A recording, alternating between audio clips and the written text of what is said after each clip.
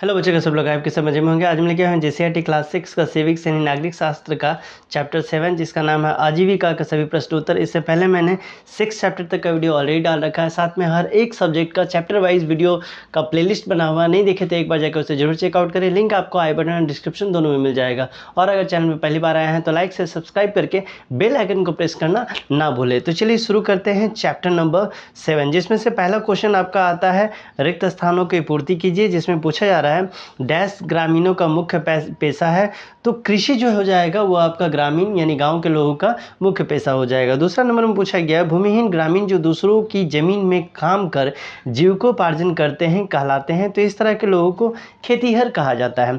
तीसरा नंबर है डैश अपने परिवार के भरण पोषण मात्र के लिए फसलों को उपजाते हैं। तो ये किस टाइप के किसान होते हैं? इनको मध्य वर्गीय किसान के नाम से हम लोग जानेंगे। इसके बाद घ नंबर में पूछा गया है भारत में डैश से ज़्यादा शहर है। तो भारत में 5000 से ज़्यादा शहर है। अनुभव है डैश कर्मचारियों की नौकरी असुरक्षित रहती है।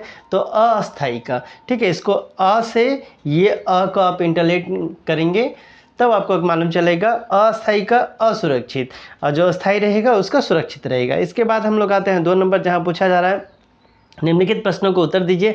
पहला है शहरी क्षेत्र में लोगों की किन्हीं 5 आजीविकाओं को लिखिए। तो उत्तर हो जाएगा शहरी क्षेत्रों में कई प्रकार की आजीविकाएं उपलब्ध है, जिनमें शामिल है शिक्षक, डॉक्टर, इंजीनियर, व्यवसायी एवं स्वरोजगार। स्वरोजगार कहने का मतलब है अपना बिजनेस, अपना दुकान जो चलाते हैं। नंबर ख में पूछा गया है आजीविका किसे कहते हैं। तो उत्तर हो जाएगा आजीविका का अर्थ है जीवन यापन करने के लिए किया जाने वाला कार्य या व्यवसाय, जिससे हम लोग अपना क्या करते हैं, भरण पोषण करते हैं, घर चलाते हैं।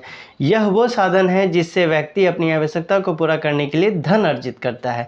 उदाहरण के लिए किसान की आजीविका क्या हो जाएगी, खेती पर निर्भर रहती है। शिक्षक की आजीविका पढ़ाने से चलती है, जबकि दुकानदार अपनी दुकान से अपनी आजीविका चलाते हैं। इसके बाद हम लोग आते हैं ग नंबर में, जहाँ पूछा जा रहा है अस्थायी कर्मचारी का वेतन के अलावा किन किन सुविधाओं का लाभ मिलता है। तो उत्तर हो जाएगा अस्थायी कर्मचारियों को वेतन के अलावा अन्य सुविधाएं भी मिलती है, जैसे सप्ताह में 1 या 2 दिन हम त्यौहार के समय छुट्टी, 1-2 दिन तो छुट्टी मिलता है, प्लस त्यौहार में छुट्टी मिलता है। उसके बाद है यह चिकित्सा हो गया, चिकित्सा सुविधा मिलता है। भविष्य के लिए बचत की सुविधा मिलता है। कार्यालय में कार्य करने वाले कर्मचारियों को दिन में एक निश्चित समय तक काम करना पड़ता है। मान के चलिए कि 8 घंटा की ड्यूटी है तो 8 ही घंटा करना पड़ेगा। अन्य जगह जैसे फैक्ट्री, बड़ी दुकान आदि में कार्यरत कर्मचारियों को इस तरह का कोई सुविधा नहीं मिलता है, उनकी नौकरियां असुरक्षित रहती है। ऐसे लोगों को काम में आवश्यकता को ध्यान में रखते हुए काम पर लगाया जाता है और इनको किसी भी तरह का छुट्टी भी नहीं मिलता है। तो अस्थायी जो कर्मचारी है उनको बहुत सारा बेनिफिट मिलता है। घ नंबर में पूछा जा रहा है खेतीहर मजदूर शहरों की ओर पलायन क्यों कर रहे हैं। तो उत्तर हो जाएगा खेतीहर मजदूरों का शहरों की ओर पलायन करने के कई कारण हैं, मतलब उधर जाने का। पहला कारण है कम आय और अस्थिर रोजगार। कृषि का कार्य जो होता है मौसमी होता है, जिसमें साल भर नियमित आय जो है वो नहीं होती है। दूसरा है भूमिहीनता। कई मजदूरों के पास अपनी ज़मीन नहीं होती, जिससे वे रोजगार की तलाश में क्या करते हैं, तो शहर की ओर अपना रुख कर लेते हैं। अगला है प्राकृतिक आपदाएं, जैसे सूखा, बाढ़, फसल खराब होना। ये सब आदि खेती को क्या करता है, जोखिम भरा बना देता है, जिससे लोगों को और ज़्यादा नुकसान हो जाता है। नेक्स्ट पॉइंट है बेहतर रोजगार का अवसर। शहरों में कारखाना, निर्माण कार्य, सेवा क्षेत्र, इसके बाद आपका अधिक मजदूरी मिलता है, इसलिए लोग उधर ज़्यादा मूव करते हैं। अगला पॉइंट है शिक्षा और स्वास्थ्य सुविधाएं। गांव की तुलना में शहर में बेहतर स्कूल और अस्पताल उपलब्ध है, जो गांव में देखने को नहीं मिलता है। नेक्स्ट है बुनियादी सुविधाओं की कमी। गांव में बिजली, पानी, सड़क और परिवहन जैसे सुविधाओं की कमी होती है। ऋण और गरीबी। साहूकारों या बैंकों से लिए गए ऋण चुकाने में असमर्थता के कारण मजदूर क्या करते हैं, शहर की ओर मूव कर जाते हैं। इन कारणों से खेतीहर मजदूर गाँव से शहर की ओर पलायन करने पर क्या हो गए, मजबूर कर गए। इसके बाद हम लोग देखेंगे, आइए चर्चा करें, जिसमें 3 नंबर में पूछा गया एक अस्थायी एवं नियमित नौकरी एक अस्थायी अनियमित नौकरी से किस प्रकार भिन्न है। तो पहला पॉइंट हो जाएगा रोजगार की सुरक्षा। अस्थायी होता है, नौकरी छीनने का खतरा नहीं होता है, एक बार आप कल बैठ जाइए उसके बाद कोई नहीं हिला सकता है। जबकि अस्थायी में क्या है, अस्थायी होती है, कभी भी समाप्त हो सकती है, कोई आपसे बेहतर ऑप्शन आ गया तो आपका पल्ला साफ। नेक्स्ट है वेतन। निश्चित और समय पर वेतन मिलता है। यहाँ अनिश्चित कार्य की उपलब्धता पर निर्भर करता है, वेतन हमेशा टाइम पर में नहीं मिलता है। सुविधाएं, भविष्य निधि जिसको पीएफ बोलते हैं, बीमा, पेंशन, चिकित्सा, ये सब का लाभ मिलता है।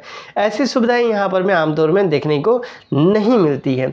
छुट्टियाँ, संवैधानिक अवकाश मिलता है, यानी जिस समय जिस तरह का अवकाश रहता है वो दिया जाता है। यहाँ छुट्टी लेने पर आमतौर पर वेतन नहीं मिलता है, मतलब आपका पेमेंट काट लिया जाता है। कार्यस्थल का अधिकार, श्रमिक के अधिकार अधिक होते हैं, जैसे प्रमोशन, बोनस आदि मिलता है। यहाँ अधिकार जो है सीमित होते हैं, नौकरी अस्थायी नहीं होती है। काम पर नियंत्रण, काम के घंटे और नियम जो होते हैं वो तय होते हैं। यहाँ काम अस्थायी होता है और नियम जो है वो समय समय पर बदलते रहता है। इसके बाद अगला है नंबर 4, जहाँ पूछा जा रहा है शहर के लोगों की आजीविकाएं ग्रामीण लोगों की आजीविकाएं से, यानी गांव के लोगों की आजीविकाएं से किस प्रकार भिन्न है।